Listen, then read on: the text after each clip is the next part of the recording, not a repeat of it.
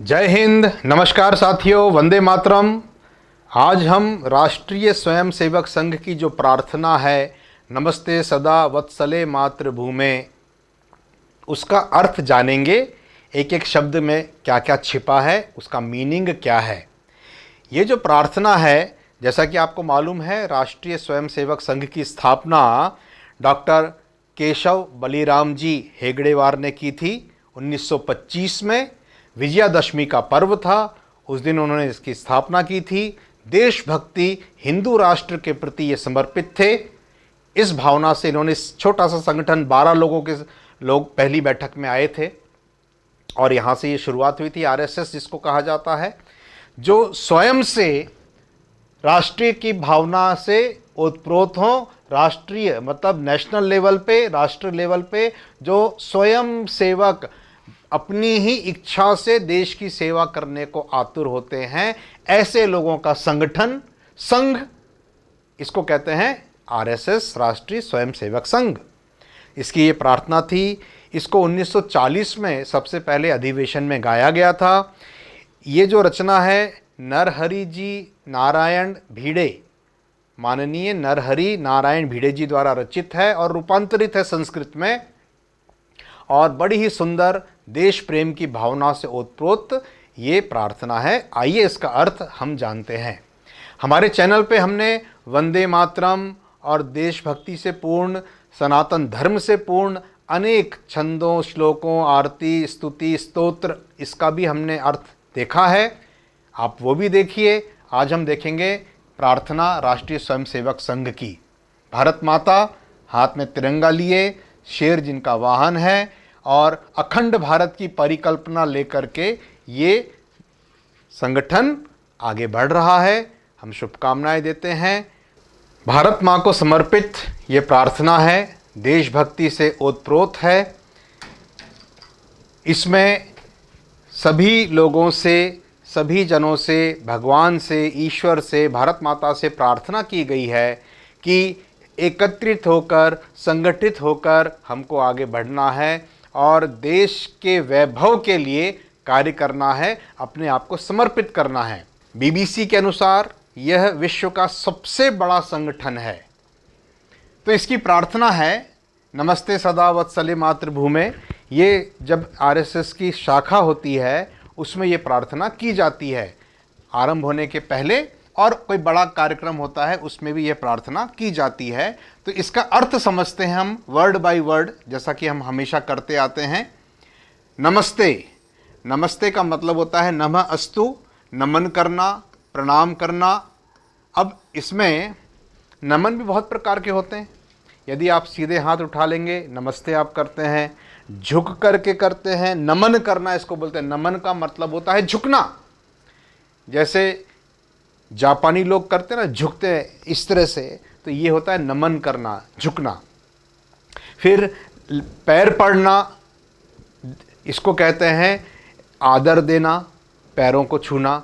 और एकदम जमीन पर लेट करके दंडवत, दंड मतलब लाठी, और पूरा बिछ जाना, पूरा जमीन पर लेट करके प्रणाम करना, दंड के समान, लाठी के समान, लकड़ी के समान, उसको कहते हैं दंडवत प्रणाम करना। हाईएस्ट डिग्री ऑफ ऑनर इसको बोला जाता है। तो यहाँ पर हम मातृभूमि मतलब अपने देश को नमन कर रहे हैं, उसके गुणगान गा रहे हैं, उसकी वंदना कर रहे हैं। नमस्ते हम नमन करते हैं, हमेशा, सदा, ऑलवेज। वत्सले, ये जो शब्द है ये वत्स से आया है। वैसे तो वत्स का मतलब होता है गाय का बछड़ा, परंतु एक गाय का अपने बछड़े, अपनी संतान के प्रति जो भाव उमड़ता है, एक माँ का, ऐसे कहते हैं कि हाईएस्ट डिग्री ऑफ डेडिकेशन, समर्पण की सबसे ऊंची भावना जो है वो माँ के अंदर होती है। तो वत्स मतलब बेटा, पुत्र, संतान, पुत्री, पुत्र पुत्री कुछ भी। तो वत्स जो है, वत्सले, एक रस आपने पढ़ा है, वात्सल्य रस। वात्सल्य रस क्या होता है? जब मन में करुणा हो, ममता हो, समर्पण हो, उन सब से मिलकर संतान के प्रति जो भाव उत्पन्न होता है उसको कहते हैं वात्सल्य। यहाँ पर जो माँ है, धरती माँ, मातृभूमि जो है हमारी, जहाँ हमने जन्म लिया है, उसको हम माता का रूप देते हैं। कई देशों में जन्मभूमि को पिता भी मानते हैं, पितृभूमि भी मानते हैं उसको पुल्लिंग से, पर हमारे यहाँ हम ऐसा मानते हैं कि माता के अंदर ममता का अथाह सागर होता है, हाईएस्ट डिग्री होती है, इसलिए इसको मातृभूमि कहा गया है। वो जो मातृभूमि है वो कैसी है? वो वत्सला है, मतलब उसके अंदर ममता है, उसके अंदर करुणा है, उसके अंदर समर्पण है, ये सारी भावनाएं मिलकर के केयरिंग है। केयरिंग होती है ना, माँ जो होती है वो केयर करती है दिन ना रात, वो हमेशा अपने छोटे शिशु का ध्यान रखती है। इस भावना को वात्सल्य कहा जाता है। तो हमारी जो मातृभूमि है, हमारी जो जन्मभूमि है, हमारा जो देश है जहाँ पे हमने जन्म लिया है, मातृभूमि, वो कैसी है? वो वत्सला है। हम उसको हमेशा नमन करते हैं, ऑलवेज ऑलवेज। त्वया हिंदू भूमे सुखम वर्धितोहम। इसका मतलब ये हुआ कि जो मातृभूमि है वो तुम्हारे द्वारा, मातृभूमि के द्वारा, आपके द्वारा, यदि हम आदर सूचक लिखेंगे तो तुम्हारे द्वारा नहीं लिखेंगे, हम लिखेंगे आपके द्वारा, त्वया, आपके द्वारा। हिंदू भूमे, ये हिंदुस्तान है, हिंदुओं का स्थान है। जो भी इस भूमि में, हिंदू प्रदेश है ये, जो भी इस भूमि में जन्म लेता है वो सब हिंदू हैं। हिंदू कुश की जो पर्वत श्रृंखला है उसके इस तरफ की भूमि को हिंदुस्तान कहा जाता है, हिंदू स्थान। सो ये हिंदुओं का जो स्थान है, इसने सुखम, सुखपूर्वक, इसने सुखपूर्वक वर्धितो अहम, वर्धितो अहम, अहम का मतलब कौन होता है? मैं, अहम ब्रह्मास्मि ऐसा बोलते ना, अहम का मतलब होता है मैं, और वर्धितो का मतलब होता है बढ़ना, बढ़ना या विकास होना। इस भूमि में मेरा सुखपूर्वक अच्छी तरह से विकास हुआ है, इसीलिए इस मातृभूमि की मैं वंदना करता हूं। महा मतलब बड़ा, बहुत बड़ा। मंगले, मंगल का मतलब होता है शुभ, अच्छा, ऑस्पिशियस इसको बोला जाता है। पुण्य, पुण्यकारी। भूमे, ये जो धरती है, भूमि है, धरती है, यह जो है ये पुण्य भूमि है। ये आदर पूर्वक हम अपनी धरती को पुण्य भूमि बोलते हैं, क्योंकि हमने इसमें जन्म लिया है और इसमें ही हम पले बढ़े हैं, बचपन हमारा बीता है। तो हम इस मंगलकारी धरती, त्वदर्थे, त्वदर्थे का मतलब होता है तुम्हारे लिए, आपके ही कार्य के लिए, तुम्हारे लिए होता है, पर यहां पर आदर सूचक होने के कारण हम इसको लिखेंगे आपके लिए, त्वदर्थे। पतत्वेश, पतत्वेश का मतलब, ऐसे हर शब्द के अलग अलग अलग मीनिंग हैं, बहुत हैं। गिरना होता है, समर्पण होता है, तो यहां पर जो मीनिंग है वो है समर्पित, समर्पित। कायो, कायो का मतलब कहां से? काया से आया है। काया का मतलब क्या होता है? देह या शरीर भी आप इसको बोलते हैं, काया,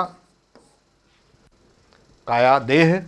नमस्ते, नमस्ते, नमन है, नमन है, आपके ही कार्य के लिए मेरा शरीर, मेरी काया समर्पित है, आपके लिए हमेशा समर्पित है। अगर मेरा बलिदान भी देना पड़ जाए, मेरे को मौत भी आ जाए मातृभूमि की रक्षा के लिए, मातृभूमि के किसी काम के लिए, तो मेरे को बहुत खुशी होगी, क्योंकि ये भूमि कैसी है, ये पुण्य भूमि है। मैं हमेशा इसको नमन करता हूं, नमन करता हूं, हमेशा इसको नमन करता हूं मैं इस भूमि को। प्रभो शक्तिमन हिंदू राष्ट्रांग भूता। हे प्रभु, हे भगवान, हे प्रभु, हिंदू राष्ट्र अंग भूता, मतलब हम जो हैं इसके अभिन्न अंग हैं।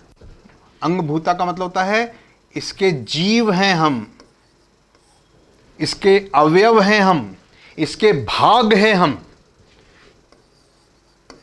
या देवी सर्वभूतेषु दया रूपेण संस्थिता नमस्तस्यै नमस्तस्यै नमस्तस्यै नमो नमः। या देवी सर्वभूतेषु, सर्वभूतेषु मतलब होता है सभी प्राणियों में। तो भूता का मतलब क्या हुआ, यहां पे भाग हुआ, प्राणी हुआ, जीव हुआ, प्राणियों में। पर यहां पर अंग भूता का मतलब होता है हम इस देश के, हम इस हिंदू राष्ट्र के अंश हैं, भाग हैं, ये इसका मतलब होगा। हे प्रभु, इस शक्तिशाली, शक्तिमान, ताकतवर, हम इस शक्तिशाली राष्ट्र के हम अंग हैं, अंश हैं। इमे सादरम त्वाम नमामो वयम। वयम का मतलब होता है हम नमामो नमन करते हैं, प्रणाम करते हैं। त्वाम आपको, आपको। सा आदर, सा आदर का मतलब है आदर पूर्वक, आदर सहित, रिस्पेक्टफुल वे में। इमे इसका मतलब होता है यह सब, यह दो, मैं या इसे। मैं फिर से कह रहा हूं, एक शब्द के कई कई मीनिंग निकलते हैं। आप हर मंत्र, हर छंद में उसका उपयोग कैसा होता है, इस तरह से आपको देखना पड़ेगा। तो इसका क्या मतलब निकला, हे प्रभु, हम, हे सर्वशक्तिशाली परमेश्वर, हम हिंदू राष्ट्र के बेटे हैं, सुपुत्र हैं, अवयव हैं, अंश हैं। हम आपको आदर पूर्वक प्रणाम करते हैं। त्वदीयाय कार्याय बद्धा कटीहम। कटीयम का मतलब कमर, और बद्धा का मतलब होता है कसना। अब कमर कसना एक मुहावरा होता है, मतलब किसी भी कार्य के लिए तैयार होना, रेडी टू डू समथिंग। कमर कसना मतलब, कई बार आपने देखा होगा लेडीज लड़ती हैं तो वो साड़ी का पल्लू यहां खोसती हैं, कमर कस लेती हैं। तो ये शब्द वहां से आया है, मतलब ready to work, ready to do, इसका मतलब हो गया रेडी फॉर द वर्क, कमर कसना। कार्याय काम के लिए, कार्य के लिए, कार्य के लिए। त्वदीयाय, त्वदीयाय का मतलब होता है आपके, आपके। यहां पर इसका मीनिंग जो होगा वो होगा कि हम आपके कार्य के लिए कमर कसे हैं।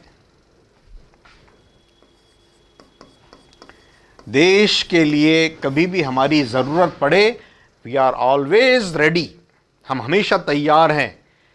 लड़ना हो दुश्मन से, कोई काम हो देश की रक्षा के लिए, कोई आपदा आ गई हो, कोई बाढ़ आ गई हो, भूकंप आ गया हो, कोई कैजुअलिटी हो गई हो, देश हित के लिए हमने हमेशा कमर कसी हुई है। We are always ready. उस तत्पूर्ते, तत्पूर्ते मतलब तत्, उसकी, पूर्ति के लिए,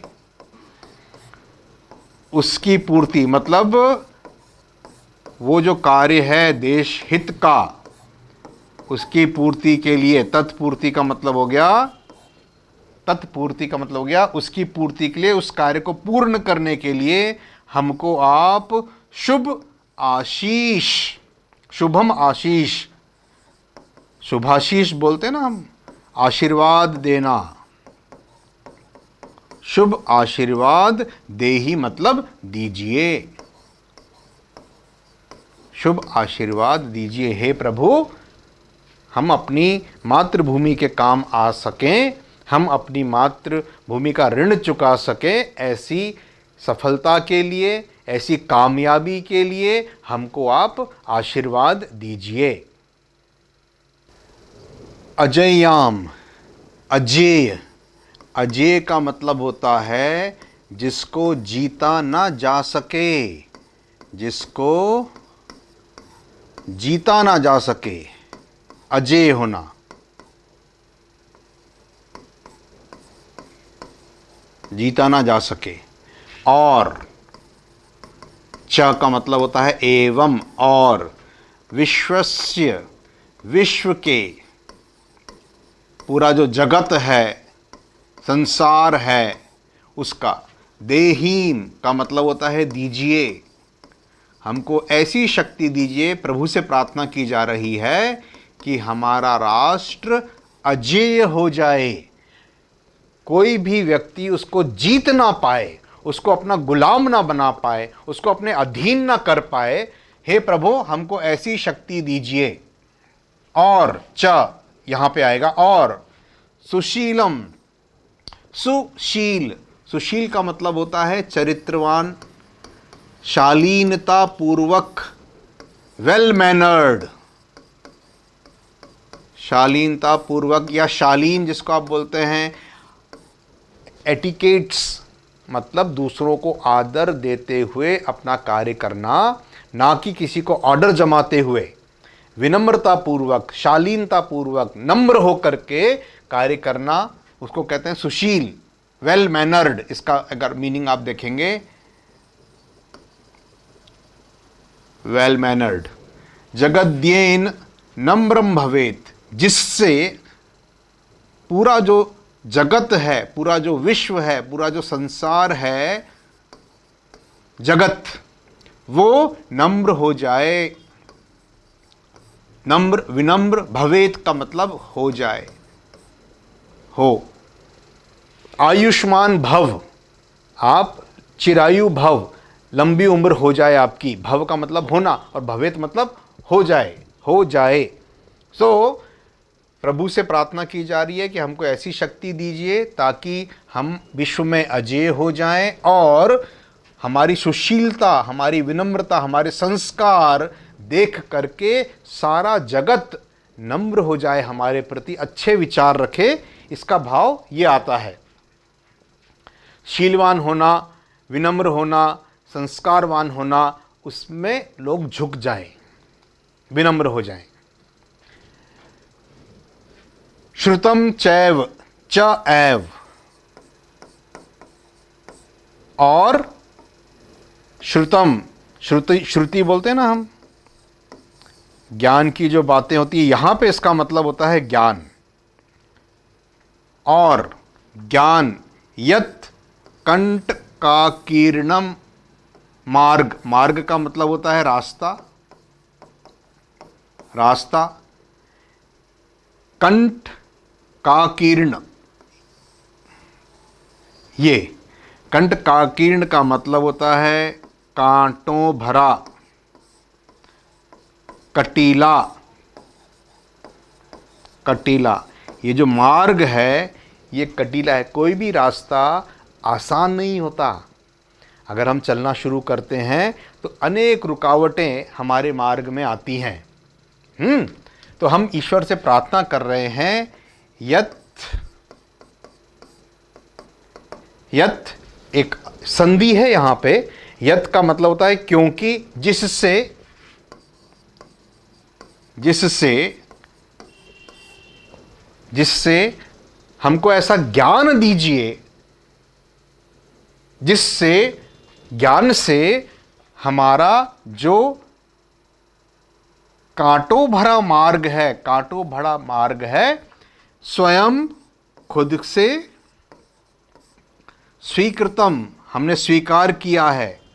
हमने ये रास्ता खुद चुना है, देशभक्ति का रास्ता हमने अपने मन से चुना है। स्वयं सेवक का मतलब खुद से आपने चुना है ये रास्ता, खुद से। स्वीकृत करना मतलब चुनना, मानना, बल्कि इसको आप बोलेंगे एक्सेप्ट करना, एक्सेप्ट करना। नह, नह का मतलब होता है कि हमारा,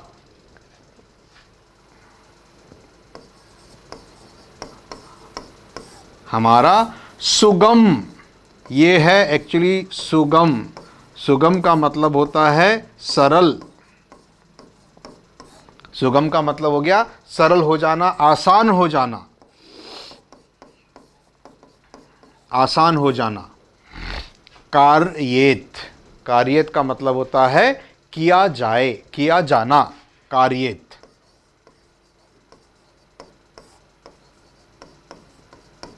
किया जाना। अब इसका मतलब क्या निकला? मतलब ये निकला कि हे प्रभु हमको ऐसा ज्ञान दीजिए, और इस इतना तो दीजिए, उसके बाद च एव, एवं हमको ऐसा ज्ञान दीजिए जिससे ये जो कटीला रास्ता है वह खुद से जो हमने चुना है, ये हमारा जो रास्ता है ये हमने खुद चुना है, देशभक्ति का रास्ता, मातृभक्ति की सेवा का रास्ता, तो ये सुगम हो जाए, आसान हो जाए। किससे? ज्ञान से। सम उत्कर्ष, उत्कर्ष का मतलब होता है ऊपर उठना, तरक्की होना। हम जिस लेवल पर हैं उससे ऊपर उठेंगे, उसको कहते हैं उत्कर्ष होना, उठना, बढ़ाना, आगे बढ़ना, उत्कर्ष होना। हम जिस लेवल पर हैं उससे आगे बढ़ें, हमारी आत्म उन्नति हो। समुत्कर्ष का मतलब होता है आत्म उन्नति, खुद की उन्नति हो हमारी। समुत्कर्ष का मतलब निकलेगा आत्म उन्नति। निह का मतलब हो गया नहीं, श्रेयस, श्रेयस, और यहां पर आया उग्रम, एकम उग्रम, संधि है यहां पे, एकम, एक ही, एकम का मतलब होता है एक ही, उग्र, और श्रेयस का मतलब होता है श्रेष्ठता से ये वर्ड आता है। श्रेष्ठता का मतलब होता है सुपीरियर आप कह सकते हैं, श्रेयस का मतलब समृद्धि कह सकते हैं, सांसारिक और पारलौकिक श्रेष्ठता कह सकते हैं इसको। पर अगर हम इसको यहाँ पर देखेंगे तो श्रेष्ठता आप बोल सकते हैं समृद्धि कारक, श्रेयस, श्रेष्ठ से आएगा ये, सुपीरियर इसका करेक्ट मीनिंग होना चाहिए यहां पर। श्रेयस, यस्य एकम, यहां पर संधि हुई है, यस्य एकम, श्रेयस्य, यस्य का मतलब होता है जिसका,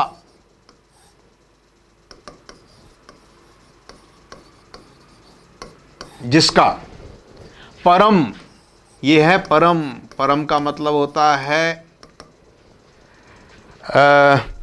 हाईएस्ट। परम को अगर आप बोलते हैं इट इज उच्चतम, इसको बोल सकते हैं उच्चतम, परम, परम आनंद की प्राप्ति हुई। भाई साहब इससे ज्यादा आनंद आ ही नहीं सकता था, परम आनंद की, परमानंद जिसको बोलते हैं, so, उच्चतम, highest, it is called highest. साधनम, साधना, युक्ति, यहां पर साधना का मतलब ध्यान करना भी हो सकता है, साधना करना, तप करना जिसको बोलते हैं, यहाँ पे साधन है, ये युक्ति जिसको बोलते हैं आप। जैसे अगर आपको किसी से बात करनी है तो मोबाइल फ़ोन एक साधन है बात करने के लिए, एक युक्ति है बात करने के लिए, साधन है। नाम मतलब नाम ही होगा। वीर व्रतम, जो लोग व्रत करते हैं, परहेज करते हैं किसी चीज़ को लेकर के, व्रत करने का मतलब होता है साधना करना, जैसे खाना नहीं खाना, भूखे रहना, इसको कहते हैं व्रत करना। पतिव्रता, जो स्त्री हमेशा पति का ही ध्यान करती है उसको कहते हैं पतिव्रता। यहाँ पे वीर व्रतम का मतलब है जो लोग हमेशा वीरता का ही ध्यान करते हैं, वीरता की साधना करते हैं, उसको वीर व्रतम बोलेंगे आप, करने वाले, वीर व्रतम। वह जो अपने संकल्प पर सदा दृढ़ रहता है, वीर व्रतम कहलाता है। संकल्प पर दृढ़ रहने वाला।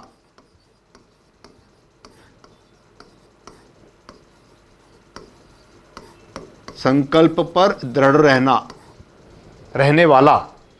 प्राण जाए पर वचन न जाए, रघुकुल रीत सदा चली आई। प्राण जाए पर वचन न जाई, तो रघुकुल के लोगों को आप वीरव्रतम बोल सकते हैं। एक बार बोल दिया, उसका पालन करेंगे, भले ही प्राण चले जाएं, भले ही मरना पड़े, लेकिन हम अपने संकल्प पर, अपने वचन पर दृढ़ रहेंगे। ऐसे लोगों को बोला जाता है वीरव्रतम।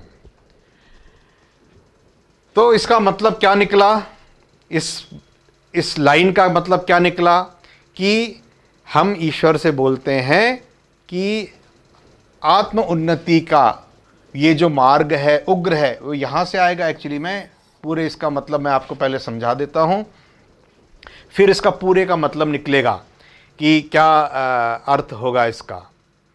तदंत, इसका मतलब होता है उसके अंदर, उसके पास।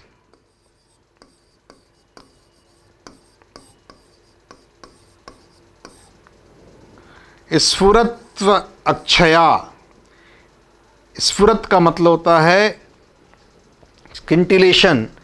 स्फुरण एक प्रक्रिया होती है, जैसे फास्फोरस होता है, वो रात को चमकता है, दिन में लाइट एनर्जी को एब्जॉर्ब कर लेता है। घड़ियों के जो डायल होते हैं वो स्फुरण होता है, उसमें रात में फिर वो अपनी लाइट खुद फेंकते हैं। फास्फोरेसेंस होता है, एक लाइट टकरा के वापस आ जाती है। चमकना, अपनी ऊर्जा से प्रकाशित होना, स्फुरण का मतलब होता है अपनी ऊर्जा से प्रकाशित होना।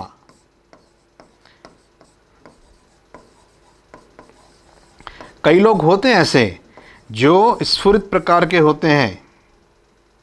स्फुरित होना इतना तेज होता है उनके व्यक्तित्व में कि आप देखेंगे जो लोग बड़े ज्ञानी होते हैं, योगी लोग होते हैं, तपस्वी होते हैं, उनकी काया में, उनकी देह में, उनके चेहरे में एक अलग तेज होता है।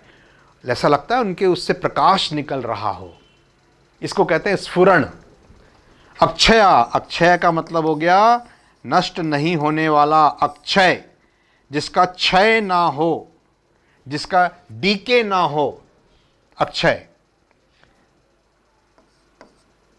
ध्येय निष्ठा, ध्येय का मतलब होता है एम, निष्ठा का मतलब होता है दृढ़ निश्चय या विश्वास।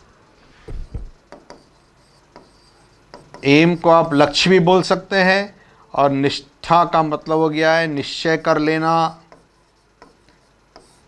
हमारी भक्ति है निष्ठा में, एक वो भी एक वो आता है शब्द, निश्चय कर लेना, दृढ़ संकल्प कर लेना लक्ष्य के प्रति, इसका मतलब हो गया। फिर हृदंत मतलब अंतःकरण, हृदय के अंतःकरण में इसको बोला जाएगा। कई लोग बोलते हैं ना, हमने आत्मा की आवाज़ पर इसको वोट कर दिया, हमने अपनी आत्मा के अंतःकरण की आवाज़ पर, अंदर से हमारे आवाज़ आ गई कि ये सही है, ये गलत है, तो हमने इसको चुना। वो होता है हृदंतः, अपने अंदर की आवाज़। प्रजागर्तु का मतलब होता है प्रज्वलित होना।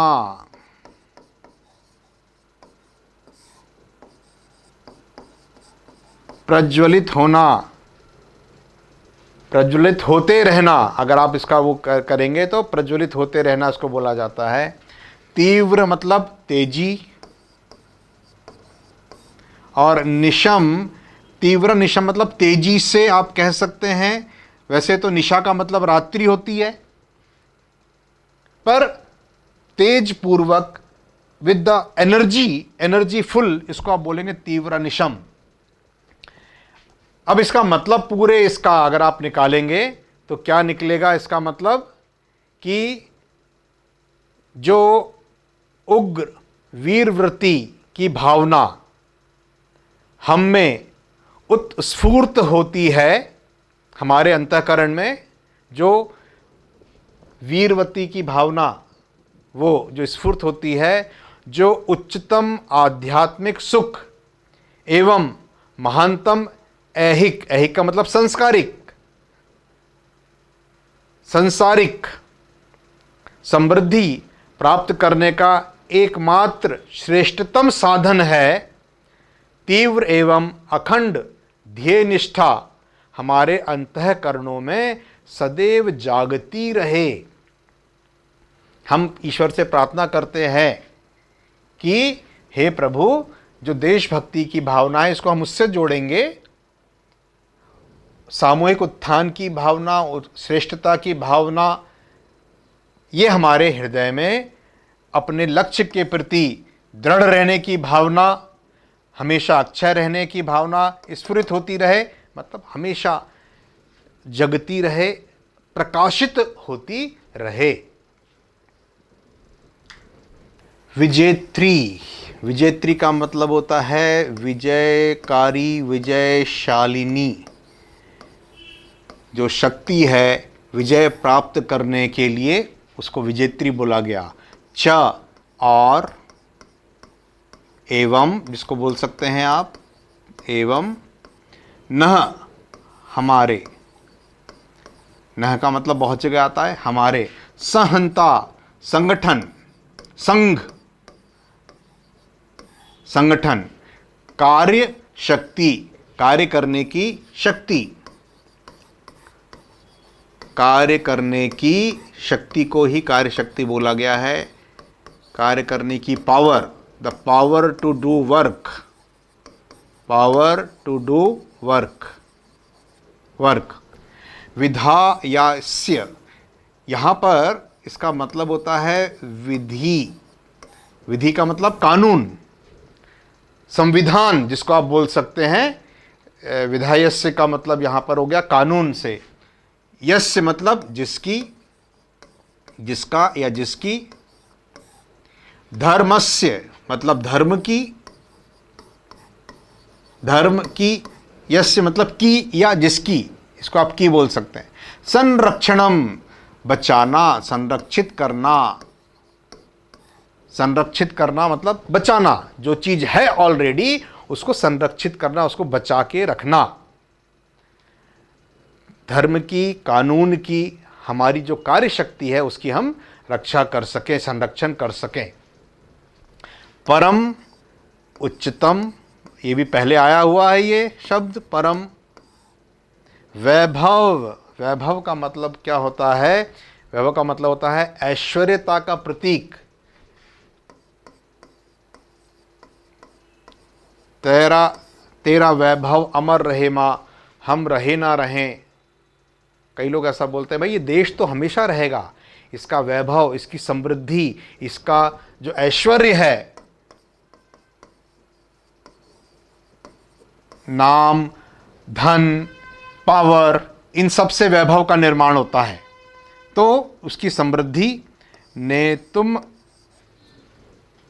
इसका मतलब होता है लेना या प्राप्त करना, नेतुम एतत्,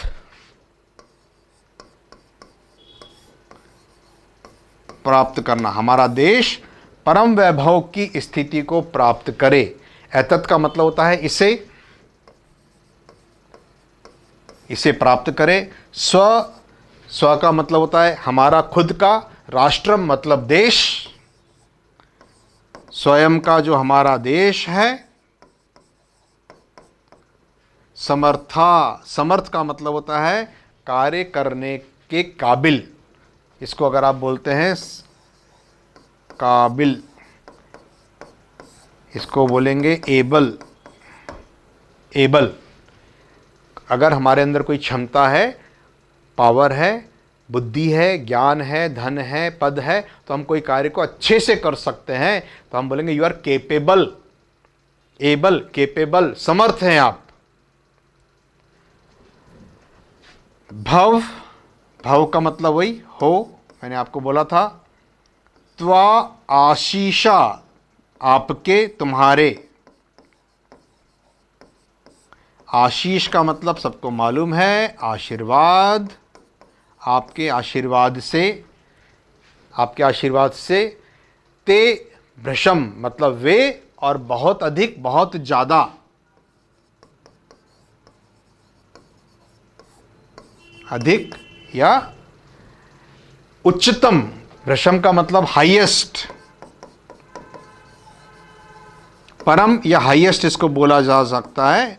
थोड़ा थोड़ा अंतर होता है, लेकिन अंततः अर्थ दोनों के सेम होते हैं। हम जन्मभूमि से प्रार्थना करते हैं, अपने देश से प्रार्थना कर रहे हैं कि हे माँ, तेरी कृपा से ही हमारी यह विजयशालीन, ये जो विजयशालीन संगठित कार्यशक्ति है, हमारे धर्म का, हमारे कानून का, हमारे संविधान का संरक्षण कर इस राष्ट्र को, इस देश को परम वैभव के उच्चतम स्तर तक, उच्चतम शिखर तक हम ऐसे हों कि हम उसको पहुंचाने में समर्थ हों, हम पहुंचा सकें। ऐसा हमको आशीष दीजिए, ऐसा हमको आशीर्वाद दीजिए। भारत माता की जय। अंत में हम ये घोष करते हैं कि हमारा जो भारतवर्ष है, इसको हम माता के रूप में पूजते हैं, मातृ के रूप में हमने इसको स्वीकार किया है। इनकी हमेशा विजय हो, इनकी हमेशा जय जयकार हो। भारत माता की जय। जय हिंद, वंदे मातरम।